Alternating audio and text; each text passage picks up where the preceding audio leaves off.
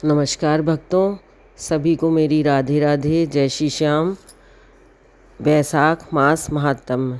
आज मैं आपको सुनाऊंगी 27वां अध्याय।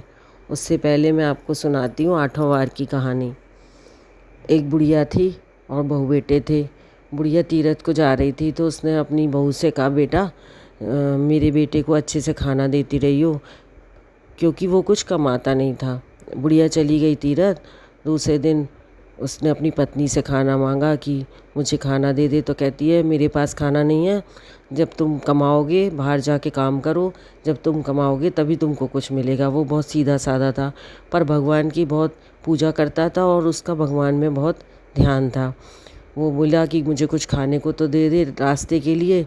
तो उसने बड़ी मुश्किल से 4 रोटी बना कर दी उसको और रख के दे दिया। वो चला गया। वो आगे चल के काफ़ी भटकता रहा, फिर एक कुएं के पास बैठ गया और भगवान का नाम लेने लगा। भगवान एक ब्राह्मण का वेश धारण करके उसके पास आए। बोले कि तू ऐसे क्यों चिंता में बैठा। उसने कहा, क्या करूं महाराज, मेरे पास कोई काम नहीं है और मैं कुछ काम करना चाहता हूं। तो उन्होंने कहा, चल मैं तुझे एक कहानी सुनाता हूँ, तू घर जाके एक कहानी कहियो। जितने बर्तन उल्टे रखे हों उन्हें सीधा कर दियो, जितने ढके रखे हों उन्हें खुला रख दियो। तो उन्होंने कहा ठीक है। तो वो कहानी कहने लगे, रविवार, सोमवार, मंगलवार, बुधवार, गुरुवार, शुक्रवार, शनिवार, 8वां वार का बासरा भरियो पियर सासरा। अब वो घर पहुंचा तो उसने अपनी पत्नी से कहा कि मैं तुझे एक कहानी सुनाता हूँ। तो जितने बर्तन उल्टे रखे हैं उन्हें सीधा करा, जितने ढके रखे हैं उन्हें खोल के रखा। तो उसने ऐसे ही किया और आ गई। तो उसने कहानी सुनाई कि रविवार, सोमवार, मंगलवार, बुधवार, गुरुवार, शुक्रवार, शनिवार, 8वां वार का आसरा भरियो पियर सासरा। उसके घर में जितने बर्तन थे सब सोने चांदी से, हीरे मोती से भर गए। अब तो वो खूब धनवान हो गया और आराम से रहने लगा, खूब पुण्य के धर्म के काम करने लगा। फिर एक दिन उसने सोचा चलो बेटी के यहाँ हुआ है, तो वो अपनी बेटी के यहाँ गया। तो बच्चे बोले कि मम्मी मम्मी नाना आए हैं। उनने तो उसने कहा, नाना क्या आए हैं, 2 दिन की मुफ्त की रोटी तोड़ने आए हैं। उसने सुन लिया, उसको बड़ा दुख हुआ कि गरीबी सब कुछ करा देती है इंसान से। तो जब वो सुबह उठा तो उसने कहा कि बेटा जितने भी बर्तन उल्टे रखे उन्हें सीधा करा और जितने भी ढके रखे उन्हें खुला करा। तो फिर उसको कहानी सुनाई कि रविवार, सोमवार, मंगलवार, बुधवार, गुरुवार, शुक्रवार, शनिवार, 8वां वार का आसरा भरियो पियर सासरा। उसके सारे बर्तन सोने चांदी हीरे मोती जवाहरात से भर गए। वो खूब पड़ोस में सब कुछ सामान देने गई। तो पड़ोसन बोली, बहन तू तो कह रही थी कि मेरे पिताजी के पास कुछ नहीं है, वो तो इतना सामान लाए हैं। उसने कहा, मेरे पिताजी ने मुझे एक कहानी सुनाई थी तो उससे मेरे सारे भंडार भर गए। तो उसने कहा कि मेरे यहाँ भी उनको कहानी कहने के लिए बोल दे। तो अपने पिताजी से कहानी कहने के लिए कहती है।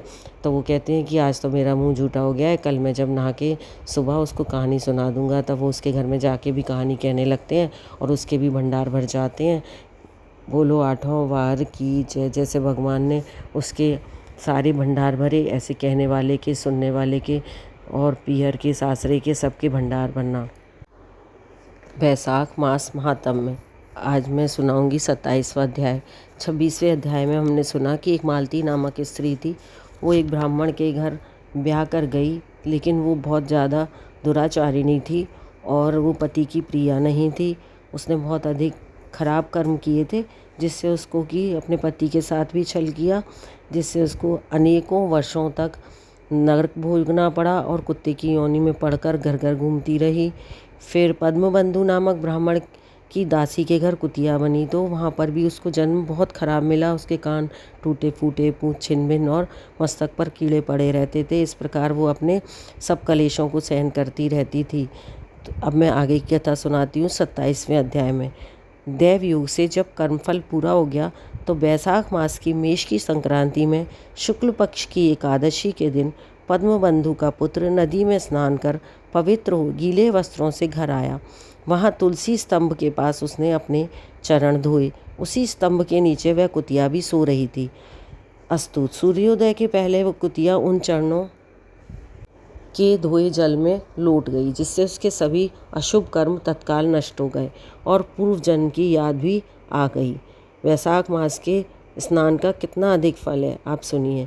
तब वह अपने पूर्व जन्म में किए कर्मों को सोच सोच कर व्याकुल हो त्राहि त्राहि करने लगी और भय से व्याकुल हो उस मुनि पुत्र से अपने पूर्व जन्म के किए कर्मों की, ताम्र भांड नामक नरक में पड़ने की और 100 जन्मों तक कुतिया की योनि में पड़कर कष्ट भोगने की कथा का वर्णन करती हुई बोली, अब मैं तुम्हारे सम्मुख खड़ी हूँ। हे ब्राह्मण, मैं बड़ी दुष्टाचारिणी और खोटी हूँ, इसलिए बैसाख शुक्ल पक्ष की पुण्यों को बढ़ाने वाली द्वादशी के दिन अपने किए हुए सुकृत मुझे देकर मेरा उद्धार करो।